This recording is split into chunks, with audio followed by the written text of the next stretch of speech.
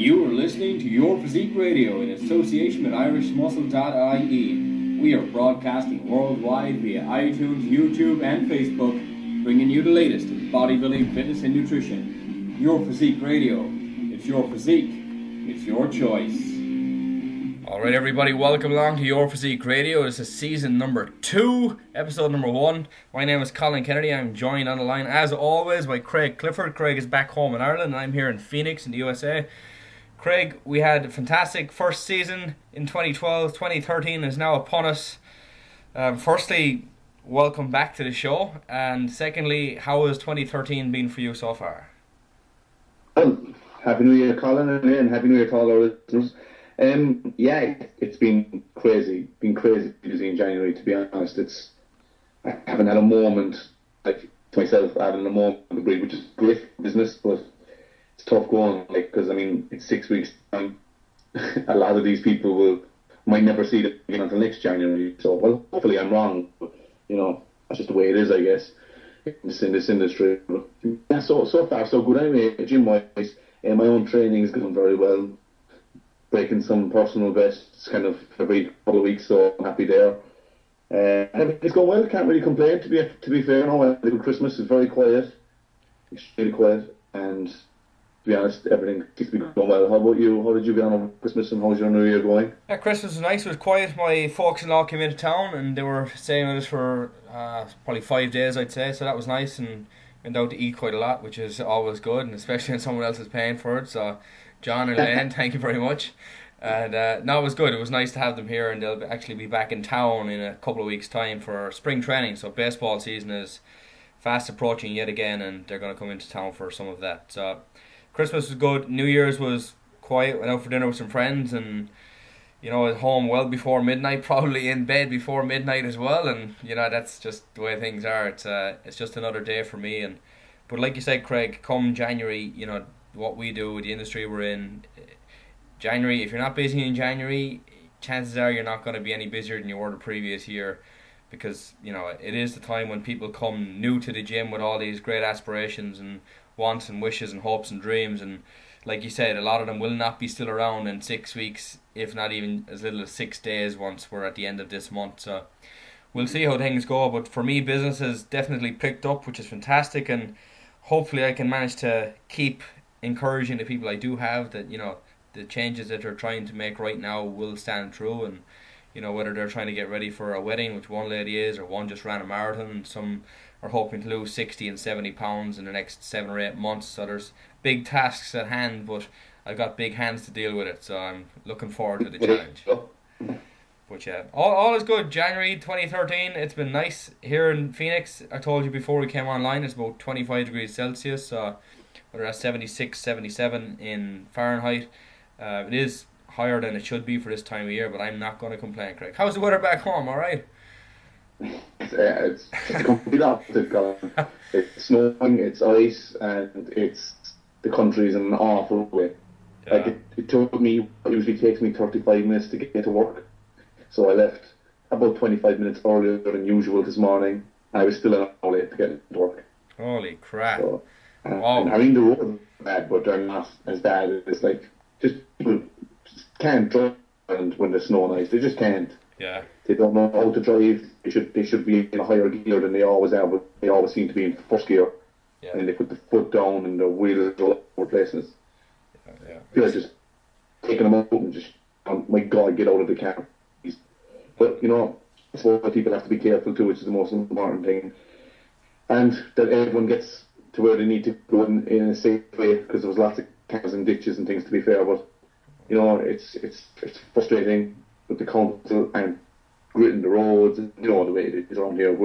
In this country, we're not used to it. If it's too hot, we can't cope. If it's too cold, we can't cope. If it's raining, we can't cope. So basically, in a nutshell, we can't cope. Yeah, it's always greener on the other side, when it's warm, you're waiting for it to cool down. When it's too cold, you're waiting for it to be hot, and it's never happy. I think it's the human nature never to be really 100% content with what you have. Yeah. You're always looking over the fence to see what somebody else has, and you got to deal with what you have, and it is what it is. We can't change it. We definitely can't change the weather as much as we might hope that all the fumes out the back of our car is going to increase the temperatures in summertime through global warming. again, who knows if that's really actually happening. But look, Craig, the bodybuilding world is about to get back on track in about 6 weeks' time. The Arnold Classic 2013 will be back. It is going to be the 25th edition of the Arnold Sports Festival. It would expect to be a fantastic lineup with that in tow. You know, you're going to be the 25th champion. But in reality, Craig, it's disappointing to see that the names are not in. And, I mean, you have a list there right in front of you at the moment. If you give us a rundown on who is in, and that will obviously exclude who is not. Okay, guys, for the 2013 entries to date, I don't think there will be any more. So we have Fuad Aviad, Dan Charles, Tony Freeman, Matt Haley, Dexter Jackson, Johnny Jackson, Michael Kefalianos, Cedric McMillan, Ben Pekulski, Ed Nunn, Roy Rockwell, Fred Small, and Hidetaka Yamagishi. So that's what we have so far. We have some big omissions, like the likes of obviously Jay Cutler, Phil Heath. I mean, they're never going to do it anyway. Clyde Green, what we missing? Branch Warren. Branch Warren, of course. Yeah. Any other Wolf. names there off the top of your head? Dennis Wolf is not in. Dennis Wolf, yes, of course. They're kind of the big ones, I suppose. Brandon Ray, you know, we would have thought we'd see him. He's not on the list. What? The guy who came fourth in the Olympic this year, what's his name? Sean Roden. Yeah, Sean Roden's not there. So, I mean, we're looking at pretty much, you could say, top 6 in the world at that classic, and surely that's got to be a record, is it? Surely. It's usually one of the top, or if not 2 of the top 5, I mean. Yeah, in this case, we've just got Dexter, who took that 4th place this year. So the top 3 from last year, Phil Heath, Kai, and Sean Roden are deciding to sit out and wait for 2013 Olympia. You can understand that, of course.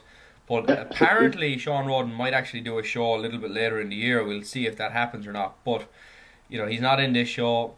It's disappointing for the people who have probably pre-bought tickets and are looking at this lineup. And, you know, the weekend itself was a big weekend. I was there in 2007, I think it was, myself, and it was a fantastic weekend. It didn't really matter who was on stage at the time, but you still want to see the big names. You still want to walk around the expo hall and see all the big names, and they'll probably be in town for it, but they won't be in town or in shape. And sometimes it's not as impressive when they're, I won't say they're fat, but they're off season versus in season. And, you know, look, it is what it is. But on the other side, you'll have more time to talk to them because they're going to be, you know, there more of the time. They'll have more hours to spend at the expo. They won't be trying to shoot off for photo shoots or, you know, to go off to eat as often or be as concerned about that as they might be if they were going to compete. So in one aspect, it's good for the fans. In the other, we always like to see the best compete against the best, and in this case, it's not necessarily happening. But Craig, looking down that line, I got to go straight out and say Dexter Jackson is going to retain his, well, not actually, sorry, retain his title, but he's going to win this year. Branch Warren took it last year, coming off a double quad tear, or was it a double quad tear Branch had, or was it a single? Double? I think it was double, was it? Yeah. No, I think it was single actually, because I know he was hobbling around on crutches, so that would have been a single. But still, to come back and whatever it was, 16, 20 weeks after he tore, he was standing on stage. That's ridiculous. Like, that's just unbelievable recovery time. Now, obviously, willpower and the want and the drive is all well and good, but his physiology must be just amazing to recover that quickly. And he has had some serious injuries in the past as well, you know, tearing triceps and pecs. And, you know, obviously it's testament to the type of training that he does because, you know, he obviously gets himself back in and he's strong and he's powerful. But all of these little accidents seem to be just that, you know, a slip and a fall on a stairs or on a curb or a footpath. Very rarely actually gym related, which is kind of surprising, to be very fair. But especially the way he trains, like. Yeah, it's horrendous. It is absolutely horrendous how Branch Warren trained. But look, it gets the job done, and he has a physique that has taken an Arnold Classic. He's been second at the Olympia. He's won numerous other shows. He's got a huge fan base. But, you know, I don't know if his time is ticking at this stage. I definitely think that it's slowing down for sure. But other than that, Craig, you've got Dexter, probably Cedric McMillan is the next guy on the list, Ben Pekulski. Ronnie Rockwell didn't do anything this year at the Olympia, or sorry, last year as it is now. Hidetaka Yamagishi was also a complete whitewash at the Olympia. Tony Freeman is probably in there for the top 3 or top 4 spot. What do you think? Yeah, absolutely. Just going back on something you said there now about Ronnie Rockwell and Hide. I think they have a point to prove, Colin, to be fair. They were both making good strides in 2011, 2010, 2011, 2012 just seemed to fall flat in its face. So hopefully 2013 will be a better year for them guys.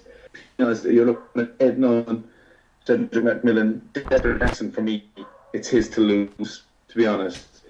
Tony Freeman, throw Johnny Jackson in that mix for the top 4 or 5, definitely. Outsiders, you're kind of looking at Ben Bukowski, to be honest. He could break the top 3. He has the potential, I think. And there was a couple of videos that I watched with Ben Bukowski lately. The guy actually seems to be very, very clever. He's definitely an intelligent guy, but he wasn't very clever with his comments at the Olympia press conference when he said he was going to beat out Branch Warren and, you know, take whatever, top 6, when he didn't even make the top 10, I don't believe. So, you know, he obviously messed something up big time there. I don't know, was he working with Hani Rambod at the time?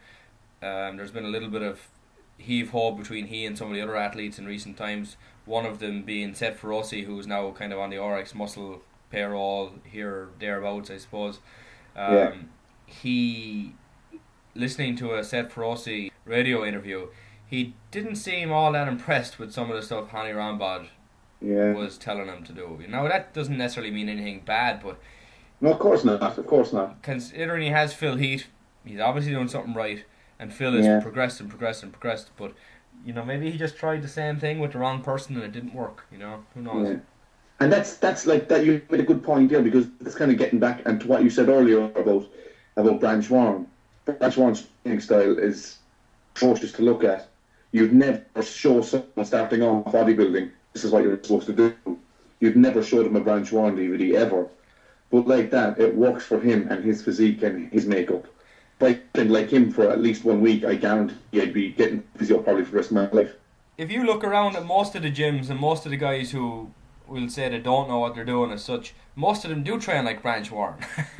Most of them are sloppy as hell, quick, fast reps, putting on too much weight, not even looking like they give a shit that the weight is obviously too heavy, that they cannot control it. But like we said, it works for Branch. Looking at the opposite side of that, kind of like I was saying a minute ago about Ben Bukowski, I can't remember, I think it was on Facebook or something I was watching, that he posted on a page, and we're friends with him on our page, so just watching it, it's a chest training video, and he's on about, you know, making your chest do all the work, your humerus muscle right in squeezing your pecs, and he was using all these things, and as a personal trainer, you know this, you know, you can link all the muscles with the bones and all this kind of stuff. So I actually happened to be chest day. So a few hours later, I tried exactly what he did, and it was much lighter weight than I usually would lift. Yeah. But by God, my muscles were absolutely broken the next day. I could barely stretch out my arms. And now, usually, I might do maybe 40 kg dumbbells for probably 15 reps, no problem. I mean, I was using, 30, I think, max, and I was scraping it. Oh, yeah. He was doing it. But, oh my God, I thought my chest was going to explode on the day. The pump was so severe. I thought, right, it was a good pump, whatever. I didn't think the fibers would be broken down as much. But boy, did I feel the next day. It just goes to show, you don't have to be lifting a crazy amount of weight to develop muscle. Just lifting the weight properly and do something that suits you, not what just because Ben Bukowski or because Branch Warren lifted this way or Ronnie Coleman. You know, do what works for you. You know, that's a very important message I'd say to anybody. Try different ways and write down how they're feeling the next day, X and so on, and you'll find out what will be best. Yeah, I have to say that you know, if you're gonna go and do chest training and it's chest day and it's Monday night and it's all across the world, it's a Monday night, and you're in doing chest and you're going for a 1 rep max, you're not training your chest. Absolutely not. You know, there's no way you're getting your 1 rep max if you're just trying to isolate it. Now, you can't just isolate the chest because your shoulder has to do some of the leverage. Your tricep, if you're pressing, is going to do it, whatever. But, I mean, you can minimize the effect from the other muscle groups if you really concentrate, lighten the load, you know, fatigue the chest. But, like I said, you ain't doing no max bench pressing if you're trying to train a chest. I've got 1 or 2 clients who, you know, they want to improve their bench press, and fine, we'll go in and we'll do, you know, bench press first up, or we'll do some heavy dumbbells first up, looking for some repetition so that the ego can jump along, and that spurs them to train a little bit harder and be more focused. But the next 3 or 4 exercises, they're all completely controlled. We're looking for complete fatigue in the chest, not worried about the tricep or shoulder. Again, they're going to be involved somewhat, but your triceps shouldn't be getting sore on chest day. Your shoulders shouldn't be taking the load on chest day. You should be feeling it in your chest. And like you said, you might need to lighten the load and slow down, but it's a different feeling. And if you've never done it before like that, chances are it's going to feel a hell of a lot better the next day in terms of, you'll feel that extra soreness, the delayed onset of muscle soreness. It's just people want to get in and get out, and if they don't want to get in and get out, they're hanging around and they're wandering between sets and they're not really focused on what they're doing. That mind-muscle connection was first kind of brought to the forefront from pumping iron, and there truly is that connection. You have to be aware. I can sit here now and flex my calf, my quads, my pecs, and whatever I want. Everyone else has those muscles, but not everybody else has the control to do what I can do, or what you can do, Craig, or any of our listeners can do if they're experienced. You have to have that control, and that's something you develop over time. And don't go in just slamming weights around for the sake of it. Fine, it's nice for your ego to lift 10 pounds more than normal, or 5 kilos, whatever it is. Yeah. But don't go for 1 hour M's every single week. Take your time. Yeah, I mean, personally, I might do a 1 rep max once every 6-7 weeks. But when I do, like today actually, I was squatting and I did 1 rep max today. And my previous was 180, 182 and a half, sorry. And then I got 190 today, and I had loads left in me. But I don't count really at my sets because I write everything down now. I don't really count it as my workout. Yeah. No, I did. I kind of went to it, and I got my 190, and then I started proper squatting. Got it back down to like 120, 130, 140 for reps. Yeah, I definitely... counting them. Does that make sense? Yeah. I personally don't record anything. I go in completely on feel. I don't necessarily have a game plan, an idea of what I'm going to do, but if the machine I want to use is being used, I'm not going to hang around for 10 minutes and wait. I'm going to find something else. And I definitely don't count reps in terms of, I'm going to do 10, I'm going to do 12. I just start pushing, and if I get to 26, whoops, the weight was too light, I need to make it heavier. I'm not going to stop just because I reach 15, or 10 or 8 or whatever it is. But yeah, when you're going for that 1 rep max, it is nice to get in under and say, all right, nice one, I've done some good work in the last few weeks or few months, whatever it is, to get to this point. But like you said, I wouldn't necessarily count it as an exercise that day. As much as you're doing some damage, I don't know, it's not the same as a controlled contraction for 6, 8, 10 repetitions, Yeah, because if I went in and I did my 1 rep max on my bench, or did my 1 rep max for my deadlift or squat or whatever, and just kind of walked up to it, did that, and that was my kind of my session or whatever over, and moved on to a different muscle or whatever, or say I'm done. I know for a fact I wake up the next day and there won't be a difference in the world. Yeah. I lifted the weight, but that's the only difference. My muscles won't be broken down. I won't have got a pump. There's no kind of benefit for me as a bodybuilder. I do my 1 rep maxes. I suppose, look, to be honest, I would like to be able to say I did this much, but personally, it's more of if I can lift more than I did 6 weeks ago, I have a stronger, and the only way you're going to get stronger is by muscle. Yeah. You're not going to increase your bone or increase what is. So if I can lift 100 one day and 110 the next time, I've physically got stronger. I can only get stronger by gaining muscle, so it's a good insight into both, really, But that's the only reason I will do it, like. Yeah, it's like you said, it's nice to stand under the weight, and if you're going to go from doing 120 to 140 to 160, it's nice to see those plates add up. That's in kilos for our American listeners. It's nice to see the plates add up. You got an extra couple of wheels on each side, and you step back and you can feel those extra wheels on your shoulder, and you sit down into it. When you drive back up out of that, knowing that you went to full depth, fantastic. There's been times when I've got underneath squat and I've done what I thought was going to be a double for my record, and I know in my heart of hearts I didn't go all the way down, and that was just a complete waste of time. As much as I still might get some activation, I'm psychologically pissed off that, look, I didn't do what I should be doing. I didn't do what I tell other people to do, and then I'll recompose and go again and do it properly. Yeah, I mean, well, especially for squatting, right?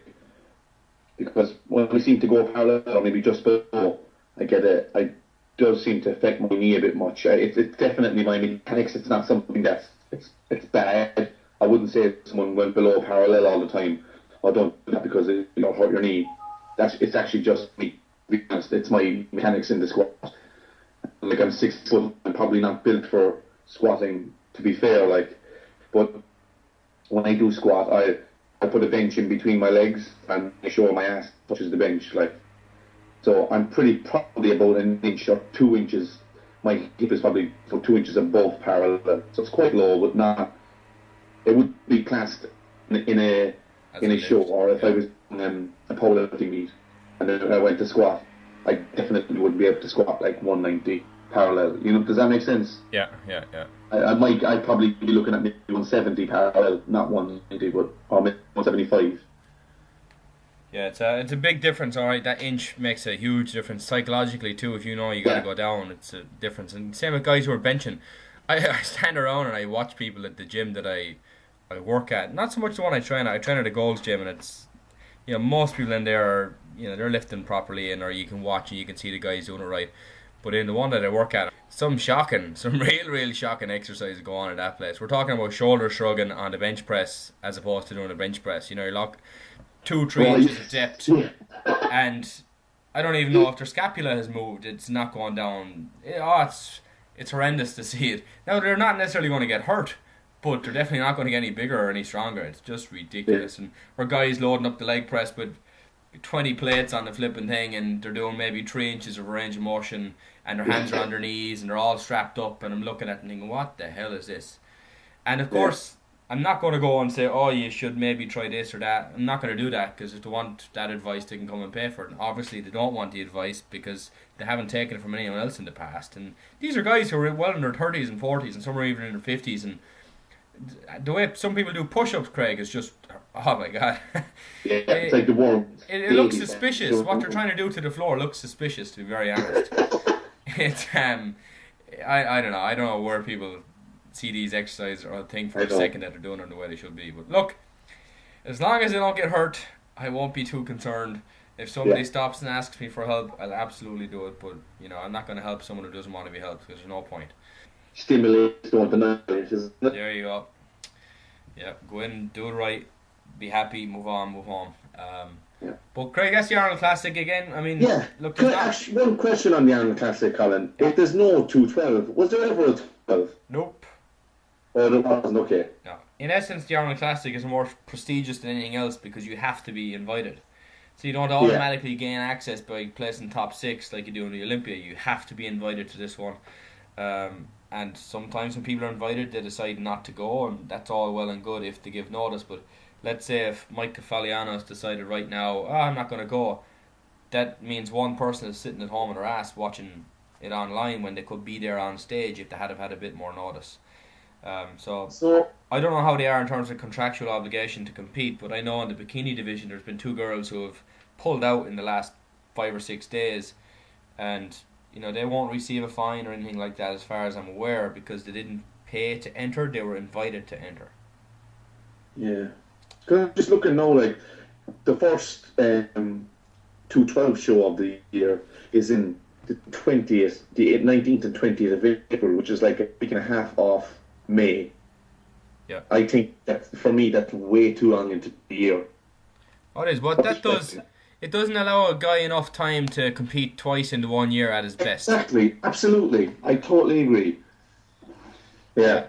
Totally agree. But at the end of the day, if Ed and Betty Parisa, who are running that, it's the IFBB Europa Show of Champions, assuming that show is still going ahead, that's the time they've booked, that's the time they wanted to do.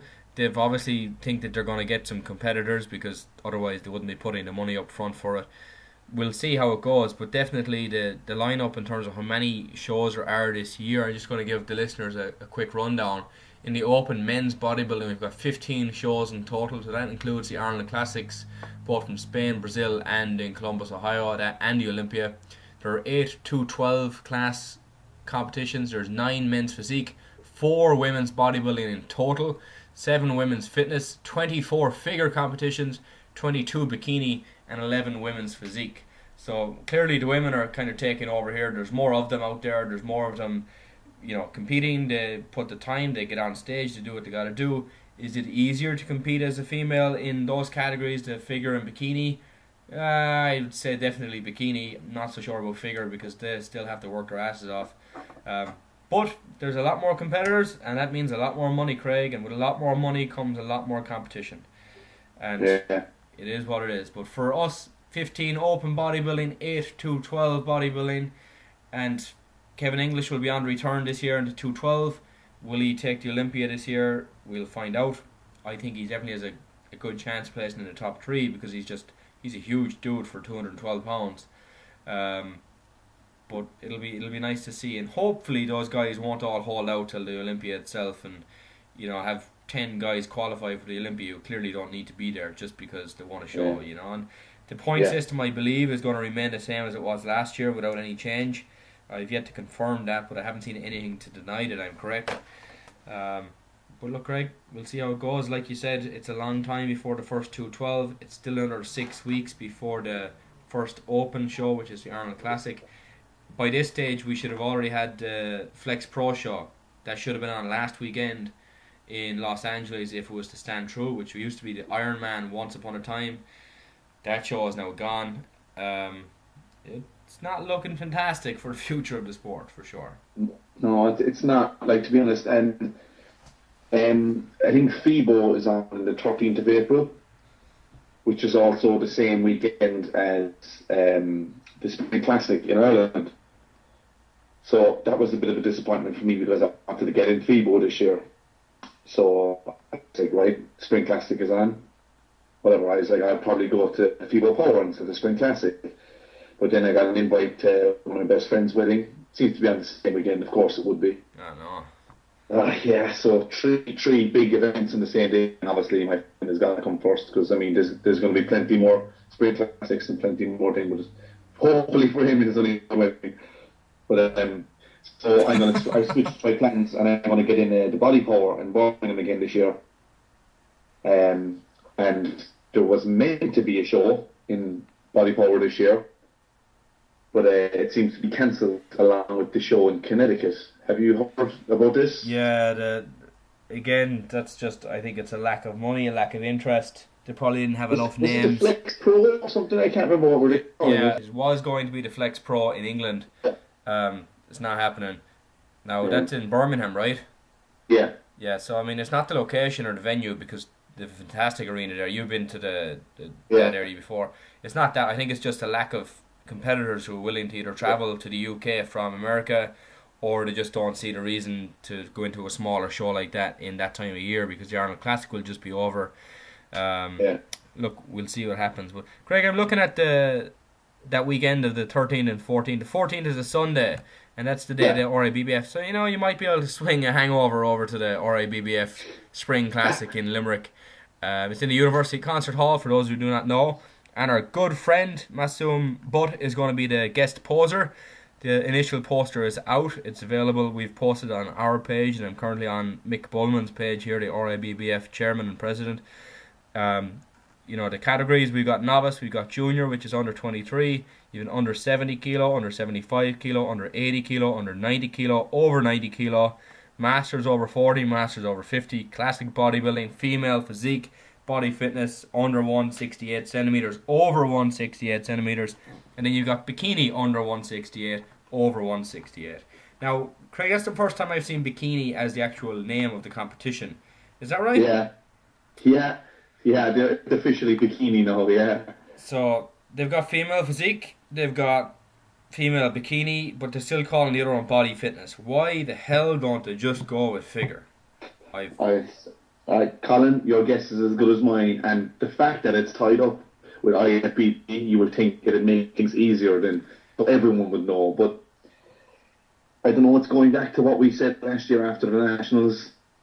Look, I'm sure they've had meetings, and I know they've had meetings in the meantime, and hopefully this show will go off much better.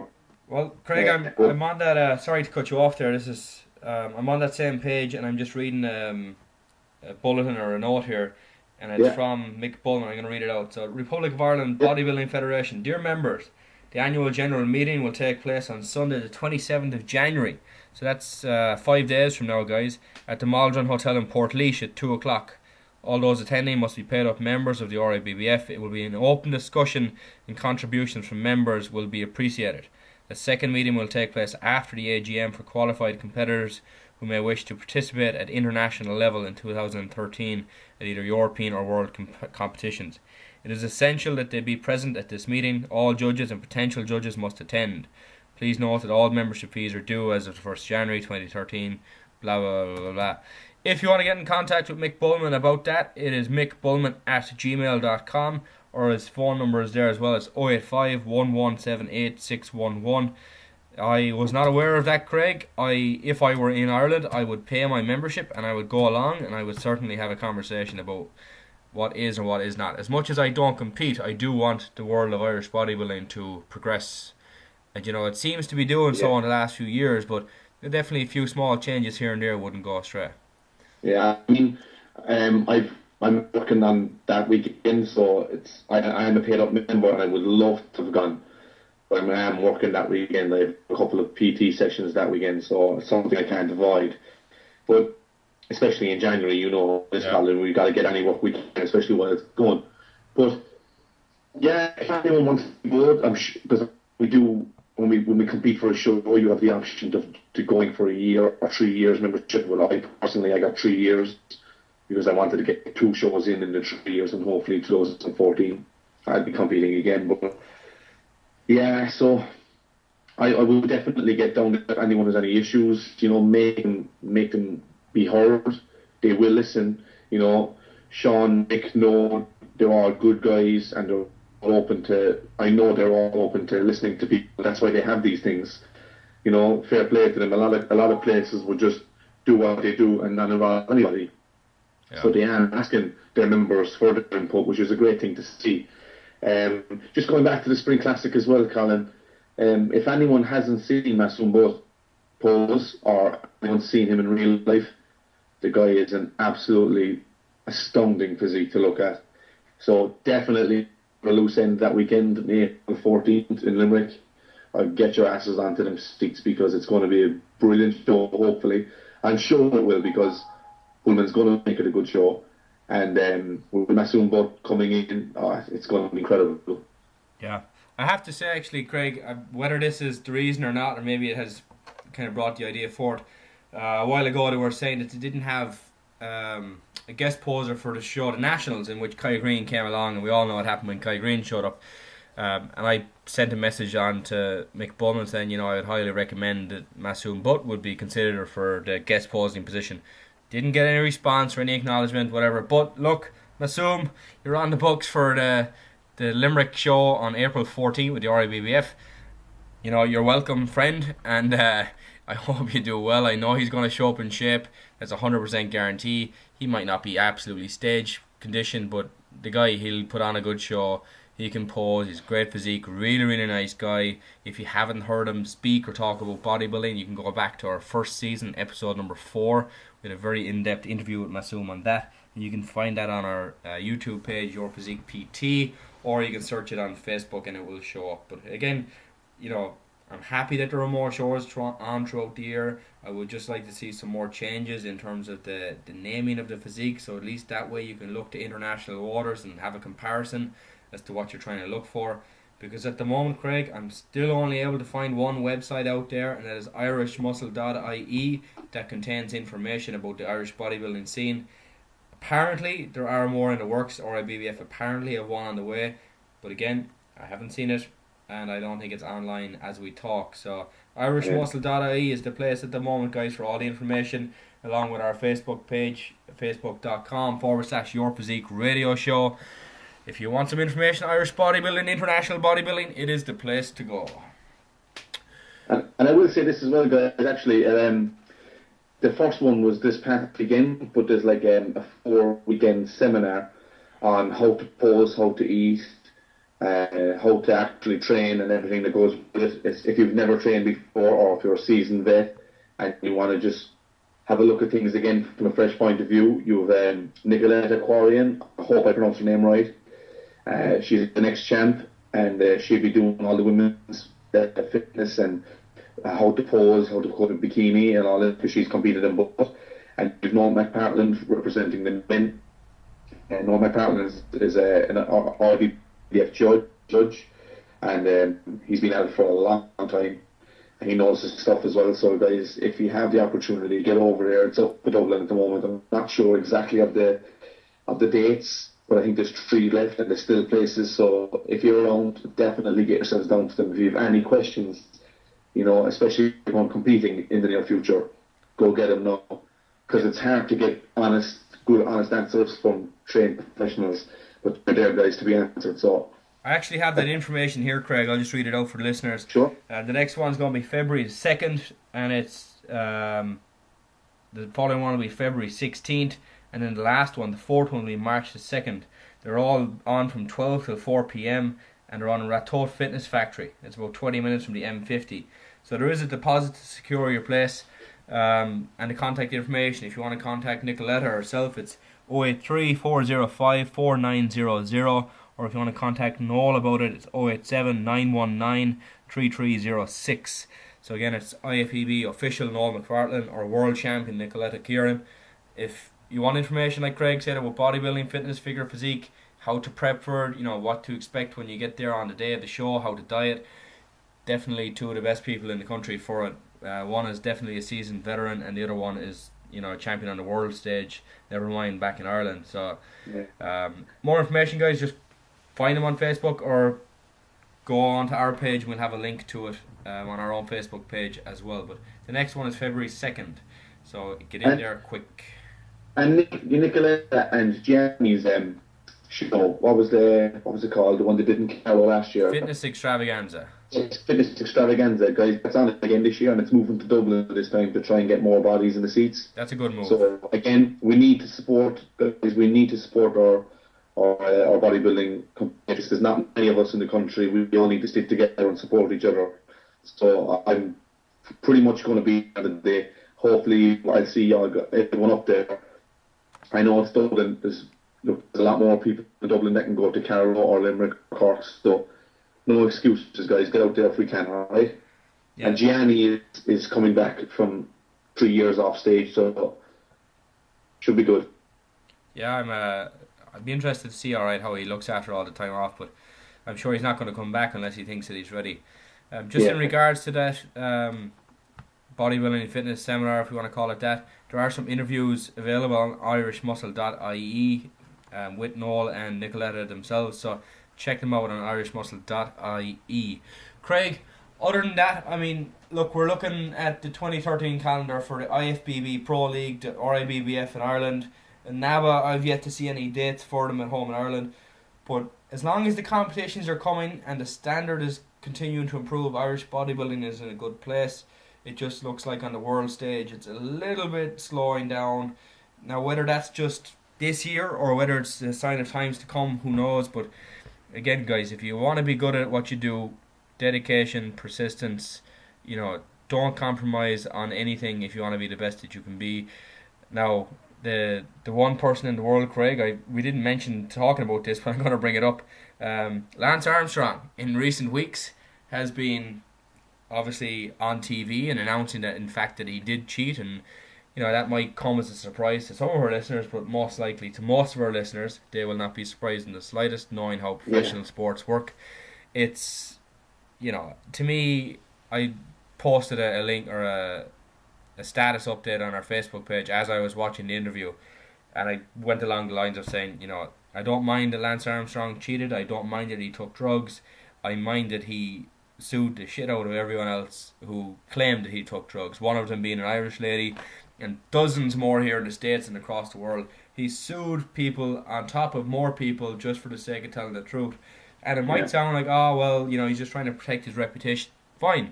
But by protecting his reputation, in which he shouldn't have been because he was wrong, he absolutely tainted dozens of other people and completely destroyed them financially. And I can imagine the stress that would put on people's relationships and home life and work life. And he ruined, and I mean ruined, people's lives. and this guy was a folk hero and all this crap. I have to say, I never particularly liked the guy. I always heard bad things about him, and this just really puts the icing on the cake. And really, really surprised in one sense that he did come out and say it all, but there has to be a back reason for this. There has to be some other reason why he's doing it. Whether it was the fact that Oprah Winfrey would give him 10 million for an interview or whatever she paid him, because I guarantee he got money for that. Maybe he needed the cash and he saw this. Well, people think I'm wrong anyway. Let's go and do this. But sure as hell, there was millions who tuned in here in the States. I'm sure there's plenty back home who got some snippets here and there, and you know, I just feel sorry for all the people he messed over and screwed over in the last 10, 15 years of his career. Yeah, and because the statute of limitations has gone over 5 years now, he can't be brought back to court and be brought, then charges be brought against him, because they're final, they're done. You have the statute of limitations, which is only 5 years, and most of these lawsuits came 5 years previous or more, from 2002 through 2006. I think it was 2007 were most of these lawsuits. So now the other people obviously were right at this stage, but they can't do absolutely zero about it.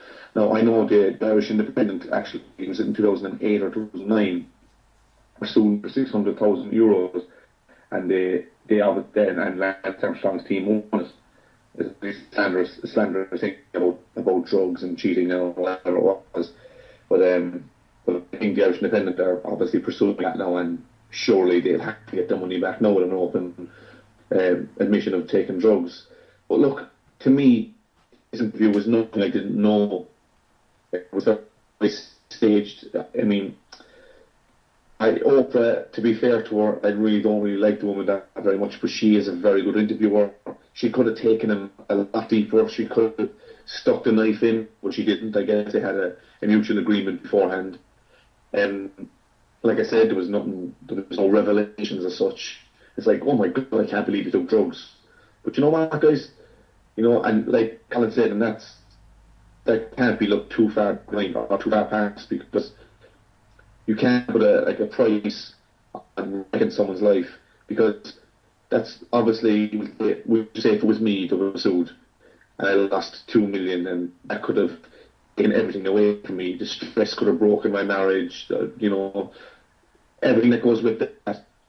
And then for a few years later to be found out you were actually right, I think I probably wouldn't even want to know, to be fair. Might even make it worse. So that's disgusting, absolutely horrible behaviour from that human being. Like, it really, really is. And he's saying, I know, I lied, and he's all open, but that's not quite cut it. No. It really won't. But at the same time, from an athletic point of view, you know what? He won 7 Tour de France, whoever it was, taking X, Y, and Z. But you know what? I'm not 100% sure, but I'd nearly guarantee the top 20 were all taken pretty much the same as him. He was just the best of them.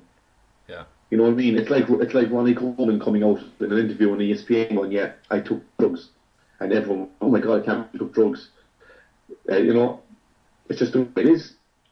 It's the sport that cycling is rooted with it, just like bodybuilding is, but it's part of the sport. Do you accept it or you don't? That's my view on the whole Lance Armstrong thing. And there's definitely an ulterior motive. There has to be. I think he might want to come out and do triathlons, or he might want to come out and do something, but there's got to be an ulterior motive. He wants the ban lifted for some reason. Yeah, he's look, again, like you said, 7-time champion, blah blah blah blah blah. I'm just gonna finish up with the guy's a complete prick, and you know, I don't call many people harsh words like that, but he shafted so many people, and he was so cocky and arrogant on that interview about, you know, comments he did or did not make about certain people. And you know, he basically said, well, if I didn't say all 4 things she claimed, but I said 3 of them, well, she's still wrong. You know, he's just he's definitely a nasty individual, and look, is what it is, and we will move on. Yeah, just to finish on that, Colin, if the man, he's coming forward and openly admitting this and all that, for every single cent that he won in a lawsuit or whatever, should be giving back to that person off his own back. There should be no lawsuit, there should be nothing, just a check.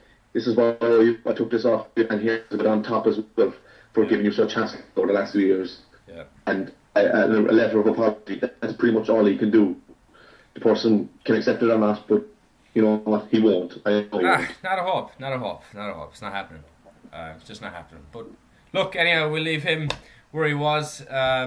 Craig, so far we've gone through the 2013 IFBB. The Ireland Classic is upcoming. We'll give our predictions finally in a couple of moments for that one just before we wrap up.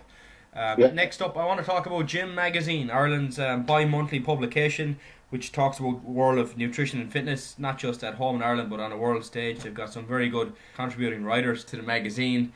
I've seen one copy, you've sent it out to me here in the States, and I've seen articles that you've scanned for me and sent over, so the quality is definitely there. There's some articles this week that we're actually going to speak about, and one of them, Craig, is an Irish breakfast. To those in the States here, Craig, give us an idea about what an Irish breakfast is and what it entails. Okay, so for the sake of the magazine, guys, I'm going to read out what they have.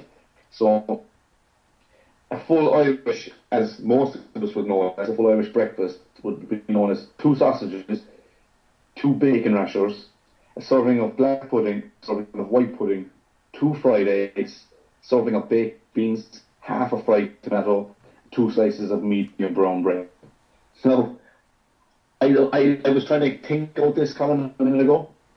But I think I'm going to hand it over to you to explain what black white pudding is to the rest of the world. Well, as far as I'm aware, Greg, black pudding is all of the crap that nobody else wants to eat. We roll it up into a kind of a hot dog type of shape, and you compact it just like you would a sausage, and you eat it. So yes, it involves blood and probably some bone in there. There's a couple of crunchy pieces I can't explain, but it is all of the stuff that you don't want, but for some... There you go. But for some reason, I like it. Maybe it's the taste of hooves. I don't know what it is. But black pudding I do enjoy. I haven't had it since being out here in the States. It's been about a year or so. But black pudding, yeah, it's all the stuff that you don't necessarily want. But Craig, go on, you read that paragraph that's attached to the... So, do you know what? I give a full the breakdown, the macro breakdown first before I read the little paragraph that comes along with it. So, the full Irish would consist of, and this is averaging now, 2 sausages, 2 bacon, blah, blah, blah. So, the average protein is about 52.5 grams of protein, about 85 grams of carbs, and about 42.2 grams of fat, totaling 931 calories, and if you add in 15 grams of butter, that's another 135, so it brings it up to about 1,066, and the butter obviously being for the right. So, the 1,066 calorie breakfast, just listen to them figures before we go on. So here's the full Irish isn't exactly as calorie dense as you might assume. Despite this, the full Irish often gets a bad rep. Its macro profile is comparable to other healthy breakfasts. For instance, scrambled whole eggs, and a bowl of porridge made with whole milk. A 1,000-calorie breakfast is also sure to keep you energized for a good part of the day. Just what you need before a strenuous workout. We're not saying to have a fry-up every day, but don't feel guilty when you do. So, that's pretty much the breakdown of the macro breakdown, how Gym Magazine have put it. So, I'm going to start off by kind of saying 1,066 calories for breakfast, in my opinion, no matter what your goals are, is probably too much. Okay? Secondly, we're looking at about maybe 55 grams of fat, and none of it are good fats, not that I can see anyway. So they're pretty much all saturated. That's not a good start. To be fair to Gym Magazine, they do give a good insight, but I will disagree with them on the fact that they say it's comparable to another healthy breakfast. No, I wouldn't consider a full Irish healthy. If it's grilled rather than fried, it's still unhealthy to me. There's way too much saturated fat and oils. It's not comparable to scrambled whole eggs and whole porridge. It's just not. Like 100-gram porridge, 100 grams weight in porridge is probably going to give you about, I'm guessing, maybe about 45 to 50 grams of carbs. I could be wrong there, so that's what, 200 and something calories. And you're looking at, if you had scrambled whole eggs. We just say 6 for the sake of argument. You're looking at maybe another 200 calories or so, 250 calories. So that's still only, and add in your whole milk, you're still looking at maybe 600-700 calories, maybe at best. And I would consider that calorie dense. But look, everyone has a different opinion, I guess, and I'm sure there'll be people that disagree with me. But they're just saying, look, they do state at the end, we're not saying to have a fry-up every day, but don't feel guilty when you do. And I probably would agree with that. If you have the odd fry-up, look, it's not the end of the world. If everything else is in good order, then the odd fry-up is not going to make it's not going to make a difference too much. But I wouldn't, to be fair now to Jim Meg, and I like these guys, and I'll show you why in a minute, but I would say, or I wouldn't print that it's comparable to scrambled whole eggs and a bowl of porridge made of whole milk. Obviously, with the porridge, you're looking at slow release oats, which are much better for you as carbs go than bread, pudding, sausages, rashers, beans. What do you reckon, Colin? My problem there was that final paragraph as well. I think the information that they gave was good because it does give you an idea of what you're stuffing down your throat on a Sunday morning, and it's typically the day people will have the fry up if they're going to have it. Some do have it every day, and look, it is what it is. But to say that it is comparable to a regular healthy breakfast, the only way it's comparable is possibly on the numbers. And unfortunately, numbers are not the same when they're in real life. 100 pounds of muscle is not the same as 100 pounds of fat. They weigh the same, but it's not the same. You can't compare apples and oranges like that. It's just, I think it's a poor closing statement on a good insight. And that's what it is. It was just a bad choice of words. I think one sentence left out and I'd be happy. It gives people the information. But saying that it's comparable to a healthy breakfast suggests like, oh, this is a healthy breakfast. It's not. I don't care who you are, what you do, it is not a healthy breakfast. Again, once a week, whatever, but it's still unhealthy. Like you said, all the saturated fat that's in there, 1,000 calories for breakfast. Unless you're trying to gain weight, it is not the way to do it for sure. I don't care whether it's 1,000 calories from protein. It's still bad. I don't think you should consume that much food at one time if you're trying to be healthy about it. Of course, these things happen. That's how a lot of people eat, 2-3 times a day, large meals. But again, look at the world. That's why we're in the position we're in. People just take the easy option, and eating a lot of food once versus a little bit of food a lot is easier. And, looking outside or going to where I work here in the States, there's a huge amount of people that are overweight, there's a huge amount of people that are obese, and there's a huge amount of people who are driving around on scooters, or rascals as I call them, because they cannot walk from their car to the store. It's ridiculous. I just think that it's not at home, or is not as common at home yet, because people don't have access to it. But I guarantee you, if you start giving people their own little motorised wheelchair, because the Dole office will give you a €500 voucher towards it, there'll be more people driving them around. It's the start of a problem. This article shows where the problem is coming from, but it also says it is okay. And I have to disagree 100% with that final closing article, or their closing argument, if you want to call it that. Really disappointed with it. But again, 1,000 calories, guys, in your breakfast. Do you want to be consuming that amount of calories with that amount of crap? I think not. Go and have yourself some scrambled eggs, less yolks and whites. Enjoy it. Have a few slices of brown bread. Happy days. Eat again later on in the day. Don't force feed 1,000 calories into your stomach. And I'm sure there's guys listening to this thinking, oh, they're a bunch of gobshites. An Irish breakfast is fantastic. Go for it, lads. But it's not doing you any favours internally, I guarantee you. Not a chance. But look, other than that, I mean, the rest of the publications in the magazine, I've only seen a few of them thus far, but I'm happy. They're well written. There's good contributors. Craig, have you got another one there you want to bring up? I'm gonna. There's a one written by a man called Brendan Walsh. It's about the deadlift. And look, I'm going to go into it, guys. You better off buying a magazine, have a good read. But basically, it's about pushing through your heels, pushing your hips through the bar. All these bare essentials when you deadlift, but they're an absolute must to know if you're going to start deadlifting. There's the one about gym mitts, about is squatting below parallel bad for your knees. I mean, which I thought was a really, really good read. Increasing your bench. Look, who doesn't want to increase their bench? And to be honest, it's not just it's not just crap and making up numbers.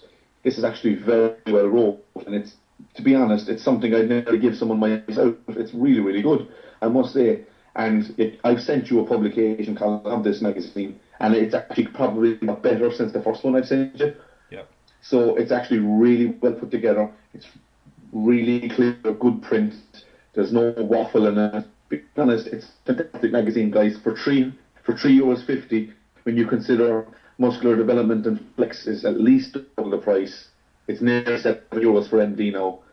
Go away and buy your magazine. You're supporting Ireland, you're supporting Irish people who contribute to the magazine. Yeah. It's a really, really good magazine. Do you know what? Go out and get it. Now, we did say no about the breakfast, to be fair, but you know what? Everyone's going to have different opinions, like, and that's why we're here, why Gym Magazine is here, why Irish Muscle is there, why Flex Magazine are there. So we all have different opinions. If we all had the same opinion, we wouldn't all be here, would we? We wouldn't be doing radio shows. 100%. Or you just one person to do it. So that's, everyone's opinion is different. When we had Ed Barrett, the man behind the magazine himself, on last season, I think it was probably episode number 16 or 17, he spoke about why the magazine was brought out, what they're hoping to do, where they're hoping to go, and what they're hoping not to achieve. So they're not trying to beat up men's fitness and men's health and type of stuff. And they're not doing that. It's a different thing. There's a little bit for everyone in there, and there's a little bit in there that everyone will disagree with, and there's a lot in there that everyone will see, and will go, you know what, this makes sense. So I would say at least 95, if not higher percentage, it is worth the read for sure, in my opinion. And I've read a dump load of articles in a lot of different publications and a lot of different kind of avenues, whether they're journals or actual, off the shelf magazines, and the information given, for the most part, again, a high 95, if not more percentage, it is good quality. And like you said, Craig, for the price, you can't beat it.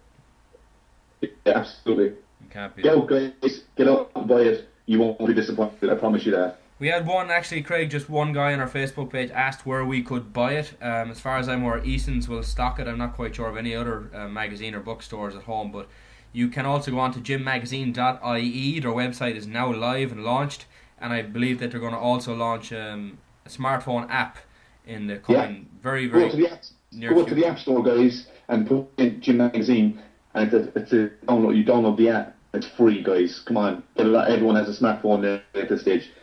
Get the thing on there. Yeah, definitely. So you got their gymmagazine.ie, you've got the app on iTunes, you've obviously got Gym Magazine itself in stores. Grab a copy, get online, download the app, and you're going to get information for sure. And if you can use 10% of what you hear on a daily basis, you'll be a much better person for it. Absolutely. Craig, we're going to go flashback here nice and quick to the Darren Classic. We've gone over it already, who's in and who's out. I'm going to give you my quick prediction. I'm going to say Dexter Jackson is going to take the crown. I think Cedric McMillan will be in second. I'm going to give Tony Freeman third place. Ben Pakulski fourth. Hidetari Yamagishi in fifth. Right. That's how I Who's say in it. The reason I say that is because I have the top six. I'm going to go with Ed Nunn, sixth place. Okay, Ed Nunn. Okay. Ed sixth, okay, fair enough. Definitely going for Dexter anyway, number one. I think he'd have to come in with about 12% body fat for the lose. So, Dexter Jackson, number one. Cedric McMillan, number two. No, Tony Freeman, number two. Cedric McMillan, number three. Ed Nunn, 4. Johnny Jackson, 5. Oof. Oh, it's Jesus. Ben Pakulski, I guess, was in 6th. Yeah, I guess. And I really want to put in Fuad Abiad in there because I've always liked his physique. And I met him at Body Power last year, and I was asking him when he's competing next, and he told me he was the 2013 Arnold. And I was like, geez, that's a long time away. But he goes, yeah, I need to pack on some. He goes, wait till you see the package. And I'm sure he's going to say that anyway. Of course. But I did see some sneak pics of him during the week. I mean, he was absolutely huge when I seen him. Now, he was fat too, but he was huge when I seen him.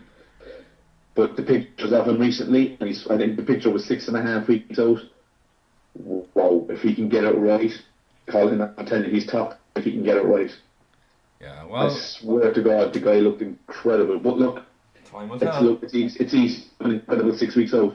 When you bring it on today, we'll see. I would have To be honest, we both see Dexter winning anyway. That's the main thing. Yeah, I would say earlier we were talking about the lack of people in the show, but the one thing that does, it creates a better competition between the guys who are in the show. I do see it's actually very balanced. Yeah. Very balanced. Besides Dexter, I think, to be honest, there's probably 7 or 8 guys who could come in the next 7 or 8, and they could flip-flop any direction. You see, it's going to be tough for the judges because a lot of these guys haven't stood together before. You know, Yeah, a lot of the guys yeah. haven't stood next to Dexter Jackson, or, you know, Cedric McMillan has only competed a handful of times so far at the pro level. Hidetari Yamagishi is a small guy, but he has got good clout in that he's been in the top 6 in the Olympia. He hasn't done much of late, but in terms of his career and his sponsorship deals and stuff, he's going to have to bring out all the stops on this one and at least place top 3 or 4 to kind of keep himself aware and like in the mind's eye for the bodybuilding and the, you know, the sponsorship and the deals that he can get, because at the end of the day he doesn't have a regular daytime job. He has to make this work. Many of the guys are the same. Darren Charles is in his 40s, Tony Freeman is in his late 40s, Dexter's in his 40s, Ed Nunn is in his 40s, Ronnie Rockel's in his 40s. We've got a load of guys now who, you know, in their last couple of years here, this is the opportunity to take home an Ireland Classic crown. There's not many guys who've done it, and to be one of those is definitely a privilege. And Marcus Haley and Tony Freeman, you know, they're both under Dennis James' tutelage over the last few months, so they're going to come in looking pretty good. Like, actually saw a picture today of Marcus Haley training in Metroflex gym here in Phoenix. Dennis James there, so you know they're obviously on track.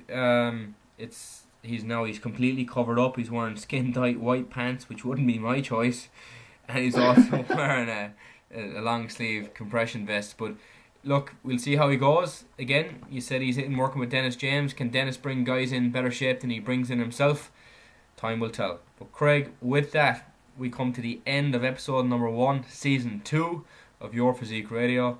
We will be back just before the Ireland Classic, guys. So in about 1 month time we will be back. We'll keep you all posted when that's going to happen. But until next time, Craig, remember, it's your physique. And it's your choice.